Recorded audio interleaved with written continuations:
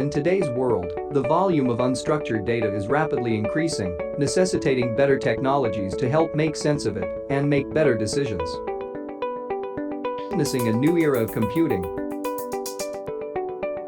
beginning with the tabulating era, progressing to the programmable computer era, and now cognitive computing systems that push the limits of human cognition. The history of computers began with primitive designs in the early 19th century and went on to change the world during the 20th century. There have been three primary eras in the evolution of the field of computing since its inception. From as early as 3000 BC extending to the 1940s is the tabulating era. This era of computing was focused on simple calculations and data collection, encompassing many technologies, to list a few: the abacus, the Pascaline mechanical calculator, the difference engine and the census tabulator. From the premise of storing and manipulating data. Beginning in the 1950s, from the inventions and theories of many great minds, this era allowed for complex instructions to be carried out by computers by creating a language for them that could be represented with physical hardware, machine language, in other words, binary. As time progressed, and as is the case now, layers of abstraction allow programming in higher-level, more human-friendly languages, which are then compiled down to machine language. We are still very much in this era of computing. However, since 2010 the field of computing has been going through another disruptive period, a transition to the third era of computing, the cognitive era, allowing machines to execute based on learning from large amounts of data instead of executing pre-programmed instructions.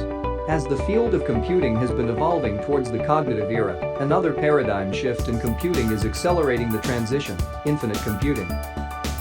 Infinite computing refers to the use of cloud computing, computing as a utility, powered by the principles of heterogeneous architecture. The cloud is currently powered through a combination of CPUs, GPUs, FPGAs, ASICs and memory devices, each of which play a pivotal role.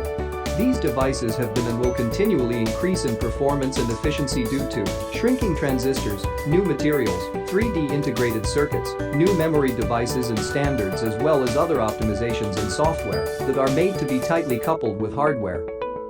Beyond these classical compute technologies, new fields of computing able to truly operate in parallel will also be utilized and are slowly starting to be used in the cloud as well. 1. Optical computing, which will provide significant speed-ups in data transfer as well as compute devices.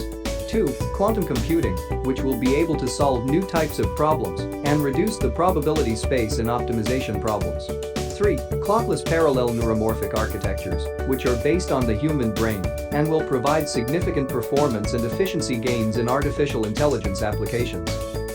Under heterogeneous architecture, all these devices, architectures, and paradigms will work together in the cloud based on the needs of the end user to provide maximum performance and efficiency for a desired task, hence the given name of this paradigm, infinite computing. Infinite computing will be an additional tool for computer enthusiasts, scientists, etc., and an alternative computing method for the majority of the world's population.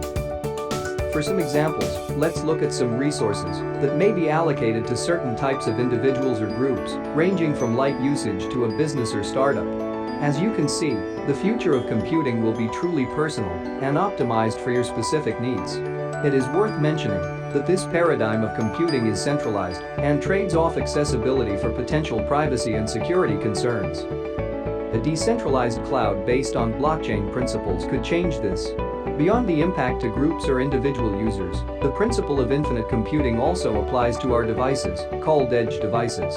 There is also a positive feedback loop which will affect the entire field of computing, where increased computing leads to better AI, leading to increased computing due to new architectures, paradigms, devices, etc., produced via the machine learning models, and the loop goes on and on.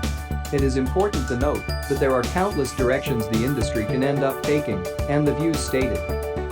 One thing is for certain, however, in the coming years and decades, computing will truly encompass everything. I believe that in the future, the very words traffic accident, traffic jam, will be something that disappears from the English language. Inevitable when you look at the last 3 decades.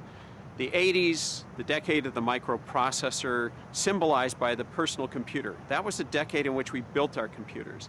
The 90s, the decade of networks and communications, symbolized by the World Wide Web, was when we connected our computers together. This is referred to as ubiquitous computing. Ubiquitous computing is a concept of computing fueled by the rise of abundant, affordable and smart computing devices, where computing is done using any device, in any location, and in any format.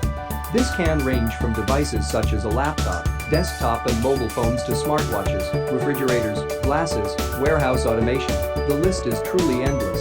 Along with global connectivity and big data, ubiquitous computing is the next pillar of the technological revolution that is currently occurring.